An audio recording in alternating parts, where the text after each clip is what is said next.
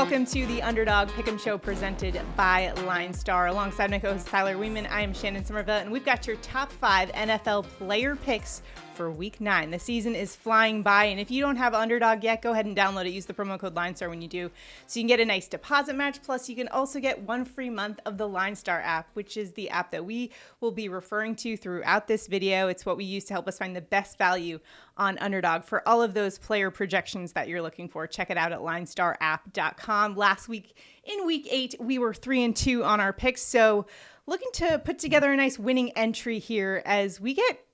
It's already November. I mean, we got the holiday season rapidly approaching. We got to start, making that money. Holiday season, the gifts are not going to pay for themselves. We got to get some winning entries on the Underdog. Tyler, are you ready for Week 9? What do you think about these games?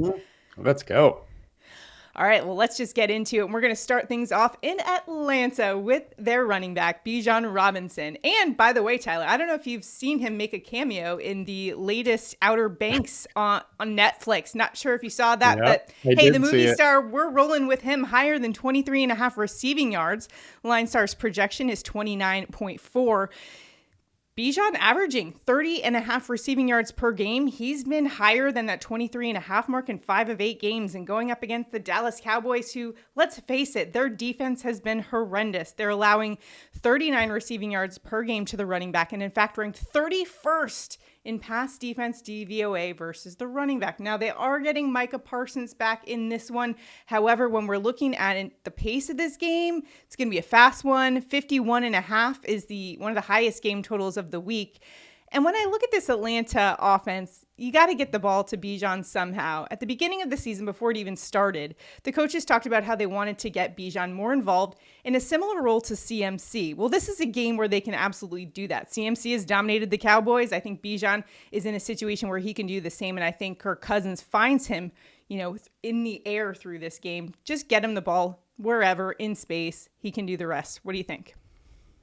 Yeah, this game, you talked about the pace here, and this is by far the fastest game of the week. Both teams play at a super fast pace. They don't let the play clock get all the way down, and both throw a lot. So I love this spot for Bijan. And with more plays in a game, just gives us a higher likelihood of hitting when we're facing this or picking props from this game, especially when the prop seems a little low. So Dallas is giving it up to running back. So let's go with one of the most explosive ones in the league. Doesn't sound like too crazy of a pick to me. All right, well, let's keep it with this Atlanta game and the Atlanta Falcons team so we can do a nice little game stack here. And we're going to go with Kirk Cousins. Mr. Walk into your trap, take over your trap, higher than 249.5 passing yards. LineStar's projection for Kirko is 285.8. And in fact, he's averaging 263 passing yards per game. While he's only gone over in 2 games this season, I talked about it when we were talking about Bijan. This Cowboys defense has been really bad. Let's face it. They're 28th in pass defense DVOA, and their team coverage grade from PFF ranks as one of the 5th lowest teams among defenses against pass coverage. Cornerbacks Deron Bland and Trayvon Diggs were not practicing to start the weeks, and Micah Parsons is supposed to be back, but as you guys know, he's been dealing with an ankle injury, so there may be some limitations with that role. Game total 51.5. We talked about the pace already. Kirk Cousins in a good spot. I love this game in general. I think this is going to be a fun one to watch, but they're going to keep pace with each other, and I think Kirk Cousins can get it done. How about you? Yeah, my one worry with this one is the fact that Kirk Cousins and this Atlanta offense kind of needs to be pushed to really open up the game and open up their passing. And the Cowboys can do that, though. I think the likelihood of the Cowboys coming out and throwing and having success against that defense is high. But I think that is needed for this one to really hurt or to really hit. So with that, I think we also need to be taking some props on the Dallas side to ensure, Kirk has to throw. Good old Kirko Chains. I'm so glad you mentioned that because that's a perfect segue to our next pick, which is Cowboys tight end Jake Ferguson, higher than 48.5 receiving yards. LineStar's projection is around 49, so not super significant edge, but he is, I know, averaging only 43.8. However, he was targeted on 20% of his pass routes. That's a top 10 rate for a tight end this season.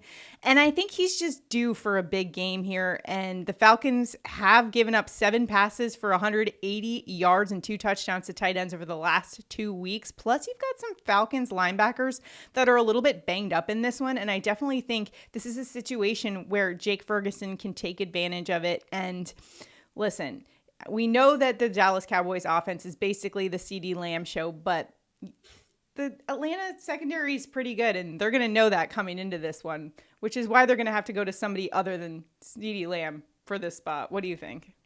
Yeah, I mean, I love CeeDee for this game, but I think Ferguson is more likely to hit. You know, the Falcons allowing 61 yards per game to the tight end over the last 4. It's a good spot. The Falcons are likely to keep safeties deep, and that underneath stuff should be open for Jake Ferguson all game long. Yeah, I think that's a good spot for us. Those are our top 3. But now it is time for Tyler and I to give our favorite picks on Underdog for Week 9. Tyler, what player are you rolling with this week? I'm going to go with Courtland and Sutton of the Denver Broncos, higher than 48.5 receiving yards. This Baltimore D is awful versus the wide receiver 1. They're giving up 217 yards per game to wide receivers over the last 4. Sutton is averaging 61 yards a game over the last 4. They've really let Bo Nix start to air it out a little bit. And this is one that I think Sean Payton and the Broncos are going to come out being aggressive from the start. Mm-hmm. They know they're going to need to put up some points against the Ravens. And with that, I think it's going to be in Bo Nix's hand a lot, and his favorite target is Sutton. So let's go with Courtland Sutton over 48.5. Yeah, real, I guess, Achilles heel of the Baltimore as a whole as a team is definitely their passing defense in this one. And if anybody knows that, it's Sean Payton. So he's definitely going to be putting the pedal to the metal in this one early. So I like your spot there. Courtland Sutton in some trade rumors, though. I saw him floating around as a possible, trade candidate. So looking to see what he puts up this week. But I'm also looking forward to just seeing what another pretty established wide receiver has to say for himself in Week 9, and that is Justin Jefferson. I love Justin Jefferson's spot here, higher than 85.5 receiving yards. I kind of think anything less than 90 is a little disrespectful to JJ. LineStar's projection is 96.2, the consensus projection, which is basically an average of all of the other industry leaders and their projections. That puts it around 95. Justin is averaging 92 receiving yards per game and just had 115 last week versus the Rams, which was something that he went into that game with the mentality of, I'm putting up triple digits in this one. I've had it with all these, less than 80 receiving yard games. It's time for a triple digit game, and he sure delivered 115. They didn't get the win though, but this week he's going up against an Indianapolis defense that has a decent rush defense. However, their pass defense is definitely an area that they're going to be attacking. 26 in pass defense DVOA. So Justin Jefferson is in a good matchup here. And the Colts also very zone heavy, which of course Justin Jefferson dominates zone coverage. He dominates pretty much any coverage, but I like his spot here. I think we're going to see him doing the gritty a time or two in this game. But those are our top 5 plays on Underdog for Week 9. Let us know what you think. And if you've got any favorite picks for the week, make sure to drop them in the comments, because a comment also enters you into our contest, whereby if we go 5 for 5, one randomly selected commenter will win $100. Basically, we put these on an entry on Underdog and we put it in, and if we win, we're just giving out the winnings of our ticket to one of our viewers as a way to say thank you for your commenting and for watching us each and every week. So all you got to do to be into the contest is like this video, subscribe to the channel, and comment below. You're in it to win it. Hopefully we can go 5 for 5. And if you haven't checked out, we have another show that is for everyone that is looking to sports books, prop bets, that is, if I can even say it.